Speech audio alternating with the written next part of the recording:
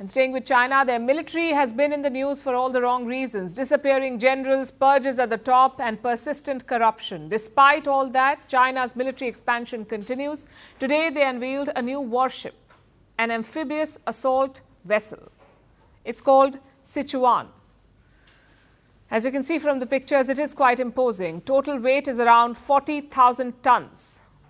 It's apparently the world's largest amphibious assault ship. But it's not ready for deployment yet.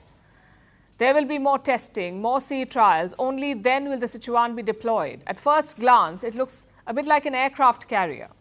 It's got the same long runway, but the missions differ. An aircraft carrier is basically a floating air base. They're used to establish supremacy over far-off areas. The decks can launch and land fighter jets. An amphibious ship is different. Its main purpose is to transport troops. Say the Chinese want to land soldiers in Taiwan, then aircraft carriers are of no use. They need amphibious assault vessels for this. Conventional ones can only launch helicopters and landing craft. They cannot launch fighter jets.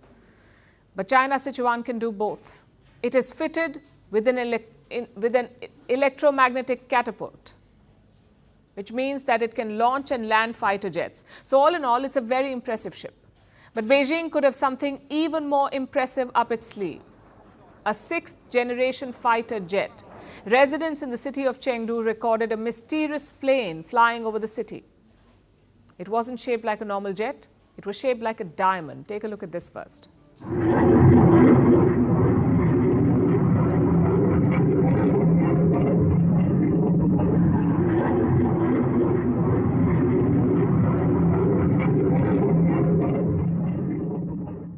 In China, nothing is accidental. Chances are this eyewitness video was choreographed. It was released yesterday, which was also the birthday of Mao Zedong. So experts believe that it could be intentional. And the fighter jet? Reports say it could be the J-36, a sixth-generation fighter jet made by China. We're talking about cutting-edge technology.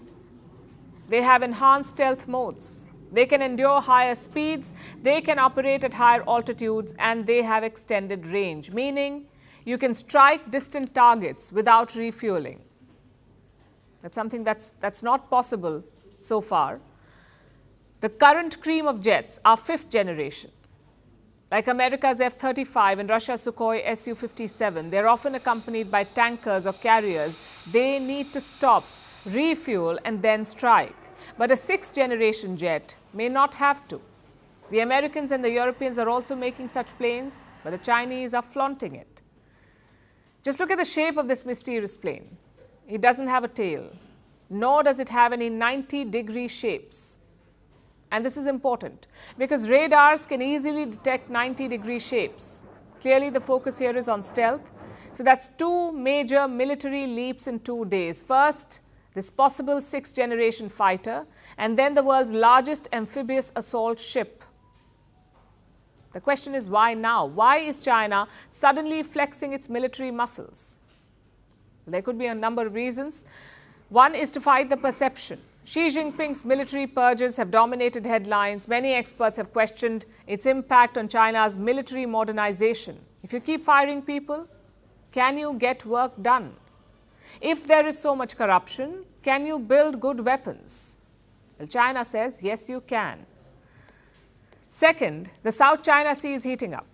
Beijing aggressively pursued its claim this year, but it has also faced pushbacks. For instance, we saw multiple standoffs with the Philippines. Plus, Donald Trump will take charge next year. In his first term, Trump focused heavily on the South China Sea. He increased U.S. patrols to record highs. U.S. allies are doing the same. Australia is investing more than $7 billion in its navy. The plan is to double its fleet size. Some 11 frigates and 6 large ships are being built. So China will also want to be ready. And third, this has always been Beijing's long-term plan to overcome America's military edge. In pure numbers, they've already done it. China has around 234 warships. The US has only 219. But the quality is very different. The US Navy has 11 nuclear-powered aircraft carriers. They don't have to stop and refuel. They can be deployed for extended periods in far-off waters. China does not have a single nuclear carrier, so Beijing's long-term plan is to project power beyond its region, to achieve superiority over the US military. But as always, quality remains the concern. None of China's new weapons are battle-tested.